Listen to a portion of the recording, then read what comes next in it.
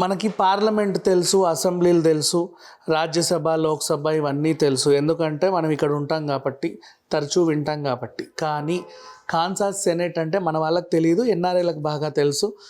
వాళ్ళకి అక్కడ అది ఒక పెద్దల సభ. ఆల్మోస్ట్ ఒక 40 మంది ఉంటారు. ఒక్కొక్కరి కింద 73,000 మంది వాళ్ళని ఎన్నుకున్న వాళ్ళు ఉంటారు. 4 ఏళ్ల పరిమితి కాలం ఉంటుంది. అయినప్పటికీ కూడా మళ్ళీ మళ్ళీ కొనసాగుతారు, పెద్ద విషయం ఏం కాదు. అలాంటి ఒక మంచి సభ దేన్ని ఉద్దేశించి మాట్లాడుద్దంటే మంచి మంచి విషయాల గురించే మాట్లాడుకుంటారు, చర్చిస్తారు. అండ్ రీసెంట్లీ కాన్సాస్ సెనేట్లో కే పాల్ గారు ప్రసంగించారు. ఆయన ఎందుకు అక్కడ ప్రసంగించారు? అమెరికాలో ఏమన్నా పోటీ చేస్తారా అంటే నథింగ్.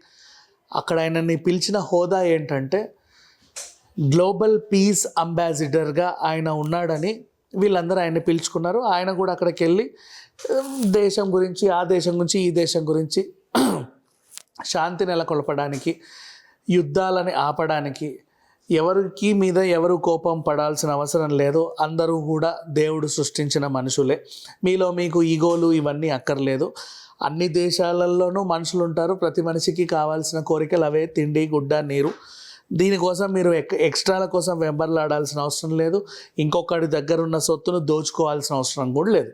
మీకు వాళ్ళకి ఏమన్నా అక్కడున్న వస్తువులు కావాలి అనుకుంటే రాయబారం పంపి మా నుంచి మీకు ఇది ఇస్తాం, మీ నుంచి మాకు ఇది పంపుతారా నెలకింత అని మాట్లాడుకోవాలి. కానీ వీడి దగ్గర ఇది ఉందా అని దాడి చేసి దోచుకోకూడదు. ఇట్లాంటివన్నీ కూడా ఈ శాంతి దూతలు అంటారు వీళ్ళని. వీళ్ళు మాత్రమే ఇలాంటివన్నీ చెబుతారు.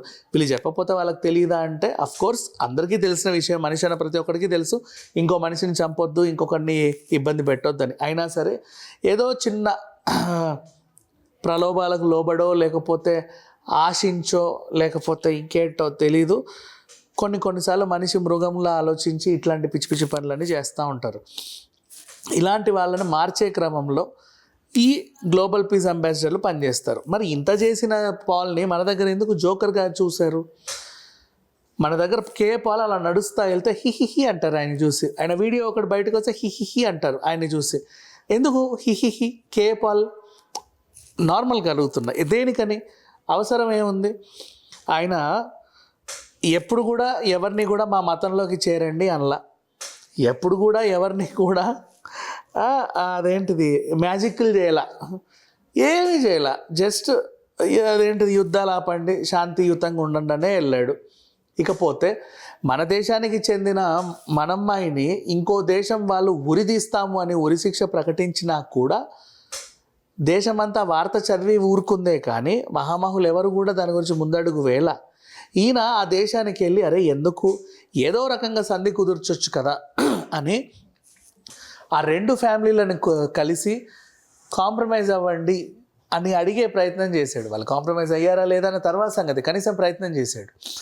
సో ఇట్లాంటివన్నీ ఉన్న మనిషిని ఇక్కడ ఎందుకు ఒక జోకర్ లాగా, ఒక కమెడియన్ లాగా, ఒక బఫూన్ లాగా ఎందుకు చూస్తున్నారు? అంత అవసరం ఏముంది?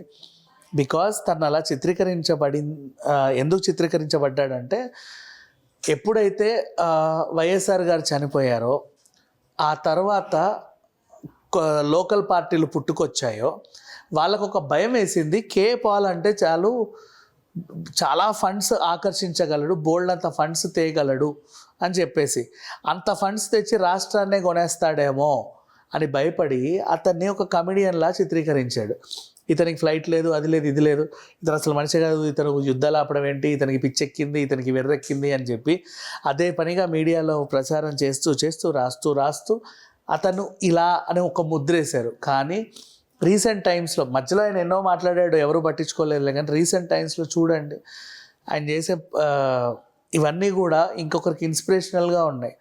ఇప్పటికైనా సరే ఒక మనిషి మాట్లాడుతున్నాడు అంటే అనవసరంగా అతను వక్రీకరించకుండా ఆయన ఏ సబ్జెక్ట్ గురించి మాట్లాడుతున్నాడో అంతగా ఎందుకు నొక్కి వక్కానిస్తున్నారు అని ఒకసారి చూడండి. లేదు అంటే ఇంకా చెప్పనా, ఇప్పుడు నవ్వుతున్నారు కానీ గతంలో నిజంగా వైఎస్ఆర్ గారు, చంద్రబాబు నాయుడు గారు, అటల్ బిహారీ వాజ్పేయి గారు, అబ్దుల్ కలాం గారు వీళ్ళందరూ ఉన్నప్పుడు కూడా ఆయనతో ఫోటోలు ఉన్నాయి. దేశ విదేశాలు, బిల్ క్లింటన్, బుష్ వీళ్ళతో కూడా, ఒబామా వీళ్ళతో కూడా ఆయన ఫోటోలు ఉన్నాయి. అన్ని దేశాధ్యక్షులను కలిశాడు, చాలామందితో తిరిగాడు. ఒకటి వీళ్ళ మిషన్ ఏముంటుందంటే దేశం తిరిగి గ్లోబల్ పీస్ అంబాసిడర్గా శాంతియుతంగా ఉండండి, ఏమైనా ఉంటే చర్చల ద్వారా చర్చించుకోండి, యుద్ధాలు చేసుకోకండి, కోపాలు పెంచుకోకండి, తాపాలు పెంచుకోకండి. ఇంతే వీళ్ళు చెప్పేది. వినేవాళ్ళు వింటారు, వినని వాళ్ళు వినరు. కానీ మ్యాక్సిమం వినిపించే ప్రయత్నం అయితే చేస్తున్నారు కదా. అట్లీస్ట్ ఇప్పుడైనా బుద్ధి తెచ్చుకోండి. ఇంకొకసారి ఒక మనిషిని విమర్శించేటప్పుడైనా, వాళ్ళ మీద మీమ్స్ చేసేటప్పుడైనా, వాళ్ళని చూసి హిహిహి అని నవ్వినప్పుడైనా ఆ హిహిహిల వెనక మీ అదే ఆనందం ఉంటుందో తెలియదు, కానీ మనమే దిగజారిపోతున్నాం అన్న ఒక విషయం మాత్రం గుర్తుపెట్టుకుంటే better. Thank you so much.